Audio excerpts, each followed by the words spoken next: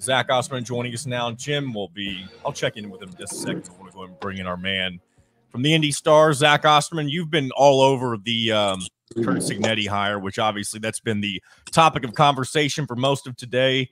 Obviously, Indiana moved very quickly with this one, and it appears that Scott Dolson did get the guy that he wanted from day one. And I'll just throw it to you. Just how did this play out, and how do you think this will work out for the Indiana football program? Yeah, I think Dolson wanted to move fast. That's kind of what you have to do anymore in these situations, because if you are a program like Indiana, where obviously there's kind of some rebuilding to do, you've not had a good time of late. You're going to want to be able to use the portal. You're going to want to be able to sort of use the transfer window in December aggressively, and Indiana's been able to put together, per my understanding, some pretty substantial NIL resources for that. But all that means that you can't really dawdle. These searches can't go, on through the bowl season the way they used to, or on through Christmas, and maybe you have somebody in January. You've got to be able to move quickly, and Indiana was, I think, sort of per my understanding, I think it's probably fair to say Scott Dolson had done some groundwork before he fired Tom Allen. I think we can all probably recognize maybe he had made the decision that was going to have to be the eventual sort of outcome before the end of the season, and he was able to just kind of, just build sort of a foundation for the search. He launched right into it. I think Indiana spoke to a lot of people. They obviously had a search firm to kind of help them with vetting and maybe some third-party back-channel communication in certain situations. They always wanted head coaching experience. I don't, if an assistant had just absolutely knocked their socks off, then I think they might have considered hiring that person. But I think they always wanted, an opportunity to try and find somebody that has a lot of experience running their own program, that could hit the ground running, just right away, not really having to learn on the job at this particular time, with the Big Ten getting more difficult and college football landscape being as complicated as it's been, or as complicated as it's become, I guess is probably the more accurate way to phrase that. And my understanding is by the time they got to kind of final interviews, final sit-downs, it was pretty much only sitting head coaches or recently removed head coaches with a lot of previous success and previous experience that Dolson was sitting down with. And from there, I mean, I would say, Curt Cignetti's name, I think, probably gained some serious traction starting around, I would guess, maybe Tuesday night is probably when I first heard. I would say guess, but I'm trying to remember. It's been a long week. And then I would say by early Wednesday, it felt like he had the most juice. He had the most sort of smoke, if you will. And obviously, I think by Thursday, we all could recognize that he was probably the eventual choice. Yeah, hey, Zach, Jim Coyle back with you. Yeah, first of all, great job covering this for the Indy Star from the beginning. You were out in front of most of this. Congratulations. I know it takes a lot of hard work. Trust me, I'm out here freezing my shivers off at the airport back in the car, luckily. But yeah, I can't remember if it was probably early Wednesday. I kept looking through the different coaches, and I'm thinking it's got to be a head coach. And Cignetti's resume just resonated. He kind of reminded me of Kalen DeBoer in the sense that he just won everywhere he went, even though it may have been at a lower level. So was Kalen DeBoer's, but they won, and to win in a consistent fashion like that is more than luck. I don't care where you are or where you're going, and he has done that. That doesn't mean that he's going to come in here and wave a magic wand and Indiana is going to be 8-4 next year or whatever, but he has done a great job, and I think that's going to do a couple of things. That's going to give the current players that are in the transfer portal, they're going to give him a look, unless some are going to just go. They're going to get offers that they won't or shouldn't turn down. I get that. But he's going to keep a lot of them too, I think, because he has one, because he has a plan. You can't do what he's done without having a plan and a vision. No, I think that's fair. I mean, 13 winning seasons in 13 years speaks for itself. And, I don't think that matters a ton what level you're talking about. And obviously he went to Indiana, Pennsylvania from Alabama, which was a bit of a drop down, but he's got obviously some pretty strong family ties to that program. And I mean, probably the program I would look at the most is Elon. That is historically a really tough place to win. And he kind of stepped in and, just started winning pretty much right away. And it's also interesting. Yeah, didn't he, when he went there, was it there or James Madison that had just a horrible season the year before his arrival? I think it was Elon, and it's worth saying. I used to, my parents both went to Georgia Southern, so I grew up something of a Georgia Southern fan. In the glorious days of my misspent youth, and Southern played in Elon's conference. Elon was in the Southern Conference, which back then was, Furman, Georgia Southern, App State, schools that were competing for national titles every year at the FCS level, what we then called the 1AA level. And Elon was just to be frank, I'm not trying to be flippant, but it was an afterthought. It's a small school. I think it's always had a pretty strong academic reputation, which, of course, if you don't have a huge student body and you're kind of fighting against maybe the more traditional powers at your level, stern academics don't always help. It's not an easy place to win, to just be completely frank. And what's interesting to me, too, about Cignetti is you look at the two places he's left previously. They have both hired coaches who were on his staff. And both times, that success has pretty much continued. Elon has had 2 or 3 winning seasons in the last 5. They've been to the FCS playoffs.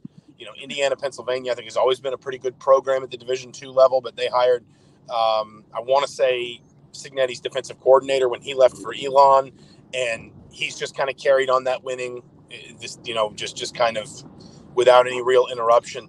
So it's also been interesting to me that when he has left programs, and it sounds like James Madison may want to look externally for his replacement, but when Cignetti has left programs behind, they have essentially said, we want to keep whatever it is he had going. We want to keep the energy. We want to keep the vibe. This is the direction here we like. And I think that speaks well to probably his ability to staff, but it also, I think, speaks well to, kind of to your point, just winning habits, winning culture, those kinds of things. When you leave and your school says, well, let's try to keep as much of what he was doing here as we can, you were probably doing something right. And again, everywhere he's left has kind of stayed a winner relative to its expectations, even after he walked out the door. So. And then that brings up to my next coaching staff changes. Generally, when you have a change in regimes, it's pretty much I don't want to say everybody goes, but you have guys like gosh darn it, I'm drawing a blank on Brandon that's been coaching at IU for it's been like 13 or 14 seasons, but there's going to be a ton of turnover because he's going to want to bring in his own staff. This is a different level. He may want different people of his own in different places, but it's going to be interesting to see who he brings, if anyone is retained, and how that goes. Yeah, I mean, I think I've already heard a pretty strong suggestion. He's interested in bringing both of his coordinators with him. I wondered if James Madison might look at either Mike Shanahan or Brian Haynes, and consider them for the head job. Again, it sounds like they want to look externally first, so that might open the door for those guys to join. Cignetti in Bloomington, I think there's some other coaches that he's had there. Pat Kuntz is his defensive line coach, was a GA at Indiana one time. So was Haynes, different time. Kuntz was under Tom Allen. Haynes was under Kevin Wilson. But, there's different kind of guys that have been with him for a while that I wouldn't be surprised for him to bring. I do suspect, this is a guy with a lot of high major coaching experience in his background. As an assistant, he was at Pitt, Rice, Temple, NC State, obviously Alabama. So you would imagine that even though he's been a head coach largely at the lower levels over the last 13 years, only brought James Madison up to the FBS 2 years ago.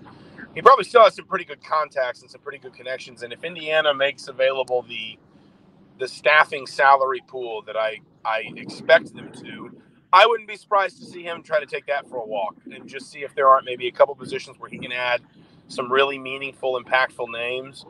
And then will he retain anybody? I think that's always possible. I would look at like a Bob Bostad, for example, and just, would he have some interest? Bostad made a really positive impression in his time in Bloomington. Obviously, that entire offensive line is either in the draft or in the portal right now. I'm not saying that you hire a coach back just because he can get you a few players out of the portal, but if you already feel like his credentials are good and you click with him, my understanding is Cignetti will meet with pretty much everybody who's interested on Indiana's outgoing staff. If you click with a guy like that, then maybe his ability to help you bring a couple of those linemen back and not have to start completely all over along the offensive line might not hurt. It might not be it might not be the worst thing in the world. It might be, essentially, I would call it kind of like an extra sort of tick in the column, if you want to say. So in general, I think that this staff is probably going to be a mix. At least, I mean, it's early. He literally was only announced 16 hours, 18 hours ago, whatever. But my early expectation is this staff will probably be a mix of guys he brings with him from James Madison, guys that he hires from the outside, and then maybe even some guys that are retained. Yeah, and then the biggest job that Cignetti, he's got a lot of things. He's going to be a very busy guy. We just talked about the coaching situation. That's a lot to take in because that's a lot of positions, a lot of people. But his biggest job is going to be recruiting his own, it's not his own players, but Indiana's players, and having to go through all that, trying to retain the guys that he wants to retain from the portal. He's going to have to really dive into the portal for the first time and NIL, but at least he has that pledge of $3 million behind him from Indiana, which that is something that hasn't been there before. And like I said, you can compare that to other programs and scoff at it, but you shouldn't, because Indiana has had the ability to land successful players without that pledge. So I would imagine they're going to do a lot better with it. And he seems like someone who will pick up very quickly on getting guys out of the portal. Or they also have obviously done a great job developing players, because you have to do that at the level he's won at. Yeah, I mean, I think it'll be a mix. I think there's a couple advantages. First of all, one of the advantages of making a hire like this, and I was not at all surprised to see Indiana grant Cignetti the opportunity to coach James Madison in its bowl game. We don't know when that'll be yet. We'll find out on Sunday, I suspect. I had a quick look at some of the projections. I think by and large, because James Madison is going to be taking a bowl berth at all this year, which, I mean, it's kind of ridiculous, but these NCAA transition rules, I think that it's more likely than not we're talking about a pre-Christmas bowl for James Madison, so that timeline will move fairly quickly. It's also worth saying, if Indiana made that sort of commitment to say, you can do this, you can coach here and also kind of start building with us, I suspect that Indiana's going to make planes available. Indiana's going to make sure Cignetti has whatever he needs for, virtual contact, whether it's a recruiting, staffing, whatever. It is going to be busy. I wouldn't be surprised if it's kind of a weekdays in Harrisonburg, weekends in Bloomington kind of thing, in terms especially of the portal and getting some of these guys on campus and getting some visits going. But again, number one, they got this hire done very early. It's December 1st, and they already have a head coach who, again, from my understanding, is already building out some key elements of his staff. And number two, it's never been easier for a coach to do this, in terms of not just transportation to get from one place to another, but in terms of just kind of, our, I guess, broader societal comfort with using Zooms, using, FaceTime, using virtual communication as a means of building relationships. I think that's expected even more in the portal anymore, because guys that go into the portal are going to want that process to move fast too. They're not going to want to get to January 8th or 10th and not really know what they're doing. So it'll be very busy, but I don't think it'll be a huge hang up for Cignetti, to be honest.